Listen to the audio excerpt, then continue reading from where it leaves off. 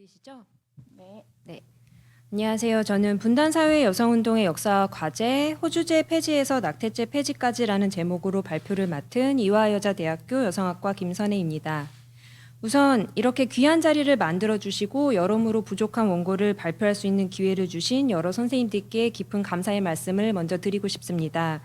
오늘 저의 발표는 한평생 한국의 가족 문제와 여성 문제를 한국적 맥락에 맞게 이론화하는 작업과 함께 실질적인 사회 변화를 만들어내기 위한 실천적 개입을 해오신 이희효재 선생님의 지적 유산을 되짚어 보면서 이를 재해석하여 계승하고자 하는 하나의 시도입니다. 여성학자이자 여성운동가로서 이희효재 선생님은 위안부 문제 해결을 위한 운동, 동일노동, 동일임금운동, 국회의원 비례대표제 도입과 여성할당제, 부모성 함께쓰기 선언 등 다양한 영역에서 변화를 만들기 위한 적극적 개입을 쉼없이 해오셨으며 그 중에서도 호주제 폐지 운동은 한국 사회에서도 그 의미가 매우 크다고 할 수 있습니다. 저는 오늘 이희효재 선생님의 여성 문제에 대한 분석과 여성운동에 대한 전망이 분단사회에 대한 인식 속에서 어떻게 형성되고 발전되어 왔는지를 호주제 폐지 운동에 집중해서 살펴보고자 합니다. 그리고 최근 낙태죄 폐지 운동의 의미를 해석하고 전망을 제시하는 데 있어서 분단사회에 대한 인식이 어떠한 의미가 있는지에 대해서도 논의를 함께 해보고자 합니다. 이효재 선생님은 일제강점기에 태어나 해방과 함께 미국 유학을 떠났으며 전쟁과 분단 이후 귀국 후 4.19, 5.16, 민주항쟁과 민주화 등 급변하는 한국 사회의 현대사를 관통하는 삶을 살아오셨습니다. 그리고 이러한 개인사적 배경은 이효재 선생님의 학문적 관심사와 문제의식 속에 밀접하게 반영되어 있음을 알 수 있습니다. 이효재 선생님이 분단시대의 사회학을 비롯한 여러 저작에서 일관되게 나타나는 문제의식은 한국 사회의 문제를 정확하게 이해하고 분석하기 위해서는 분단이라는 사회적 사실에 대한 인식이 필수적이라는 것입니다. 이는 곧 사회학을 비롯한 여러 학문 분과의 이론들이 가지고 있는 서구 중심성을 탈피하기 위해서는 한국의 역사적인 맥락에 부합하는 이론이 만들어져야 된다는 것입니다. 분단에 대한 인식 없이 한국 사회에 대한 총체적이고 근본적인 이해가 불가하기 때문입니다. 이처럼 해방 이후 분단의 상황 속에서 억압받는 민중과 민족의 해방을 위한 사회학 이론의 필요성을 주창하셨으며 그리고 이러한 인간 해방을 위한 이희효재 선생님의 사회학 이론의 핵심에는 여성과 가족이 놓여 있습니다.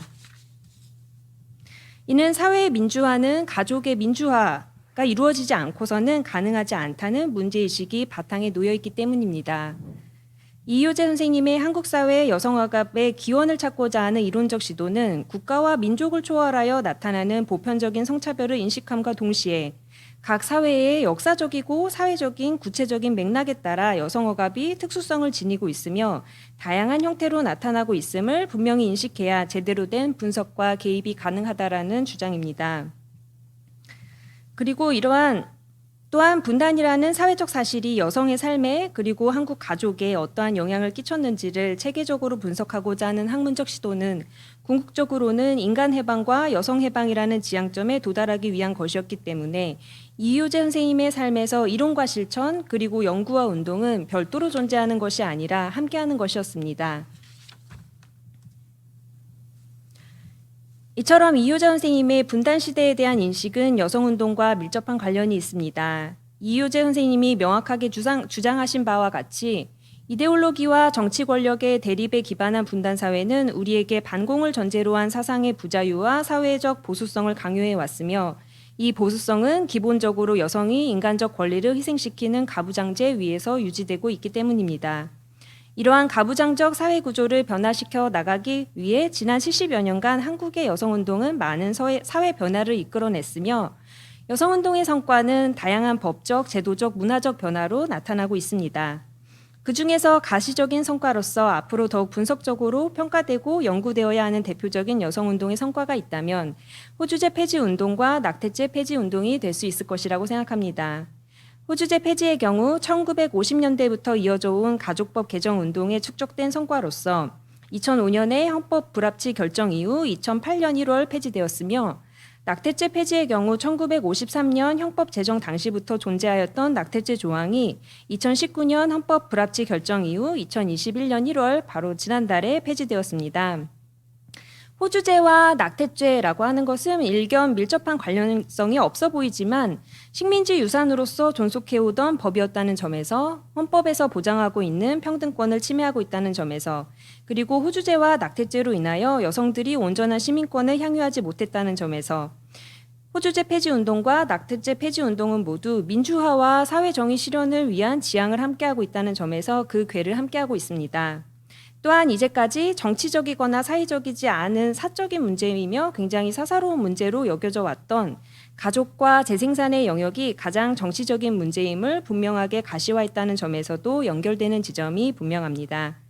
이제 호주제 폐지를 비롯한 가족법 개정 운동의 과정 속에서 나타난 민주화 운동으로서 여성 운동의 전망과 방향을 살펴본 뒤 현재 진행 중인 낙태죄 폐지 운동의 의미를 해석하고 이후의 방향에 대해 논의를 해보도록 하겠습니다.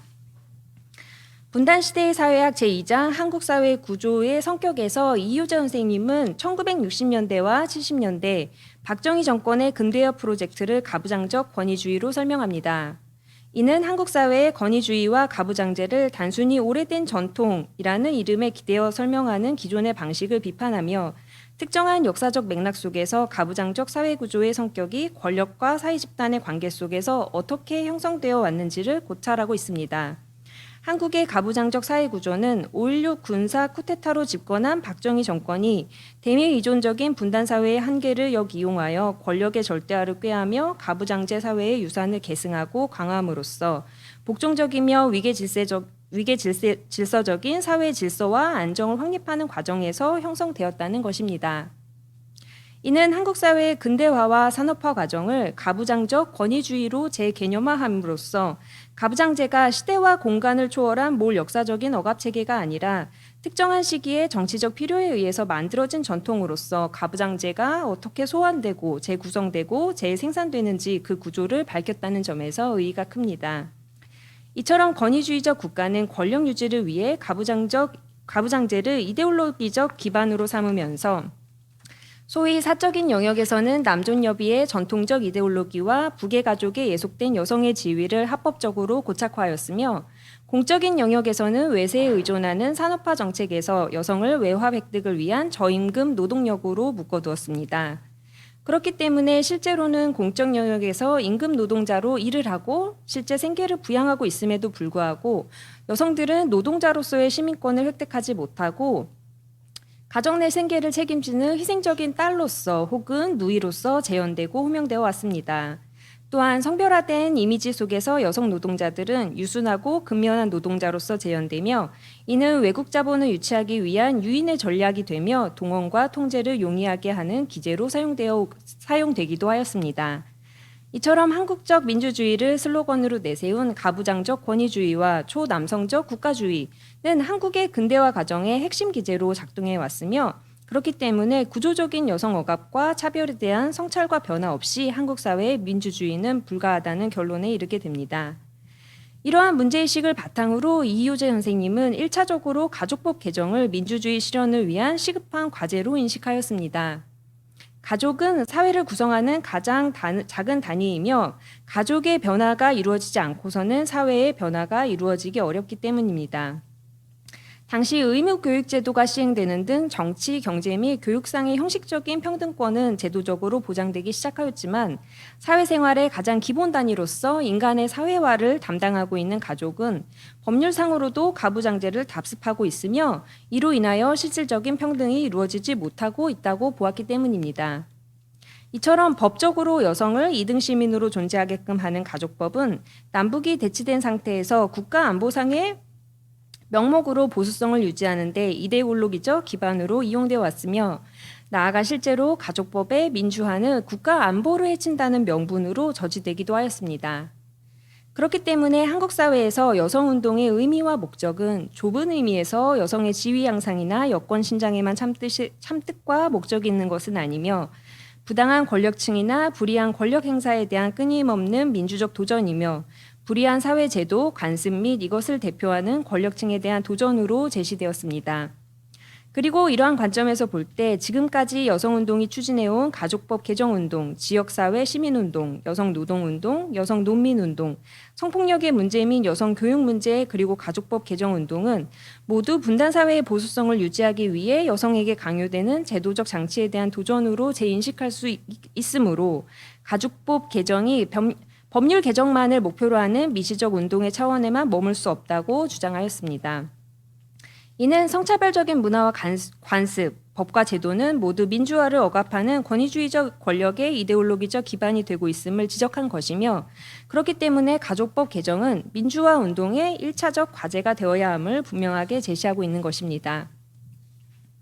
가족법 개정 운동의 핵심 의제였던 호주제는 2008년에 이르러서야 완전히 폐지되었지만 그 운동의 시작은 1952년으로 거슬러 올라갑니다. 1952년 당시 제정 중에 있던 가족법을 평등하게 수정하고자 했던 황신덕, 박순천, 이태영, 유해호가 주축이 되어 여성문제연구원이 만들어졌으며 이와 함께 제1차 가족법 개정 운동이 시작되었습니다. 하지만 1957년에 제출된 민법 개정안은 전통과 미풍양속을 내세운 보수 세력에 의하여 거의 개정되지 않은 상태로 통과되어 1960년대부터 시행되었습니다. 하지만 이후 1973년 6월 61개 여성단체들이 연합한 범여성가족법 개정 촉진회가 출범하였고 1975년 세계 여성의 해를 맞이하여 가족법 개정을 위한 범여성운동이 주요 사업으로 추진되었으며 이효전 선생님도 참여하였습니다. 앞에서 살펴본 바와 같이 1970년대 가족법 개정은 유신체제 안에서 국가안보를 명분으로 내세운 보수 세력의 반대에 의해서 무산되었지만 1970년대부터 민주화운동과 노동운동을 해온 진보적인 여성운동 단체들이 모여 결성된 한국여성단체연합과 1989년 11월 가족법 개정을 위한 여성단체연합이 결성되었습니다. 이처럼 끊임없는 노력에 의해 해방 이후 실질적인 가족법 개정이 1989년에 이루어졌으며 1997년 부모성 함께 쓰기 운동과 함께 다시 시작된 호주제 폐지 운동은 2005년 호주제 위헌 소송에서 헌법 불합치 결정에 이르러서 결실을 맺게 되었습니다. 호주제 폐지를 통해 마침내 가부장적 부계 중심의 가족이라는 개념이 더 이상 법적으로 유효하지 않게 되었으며 제도적으로 가족 내 민주화가 이루어질 수 있는 토대가 마련되었습니다. 하지만 호주제 폐지 이후에도 여전히 남아있는 부성주의 원칙 등 평등권을 위배하는 법과 이성의 중심주의와 정상가족 이데올로기를 뒷받침하고 있는 제도들, 그리고 여전히 남성 생계 부양자를 가장으로 여기는 문화적 관습들을 어떻게 바꿔 나갈 것인지에 대한 과제가 남아있는 상황입니다. 2005년 호주제 위헌 소송에서 헌법 불합치 결정이 내려지고 2년간의 유예 기간 뒤 2008년 호주제가 폐지되는 과정은 분명히 1950년대부터 면면이 이어져 온 여성운동의 결실로 평가될 수 있을 것입니다.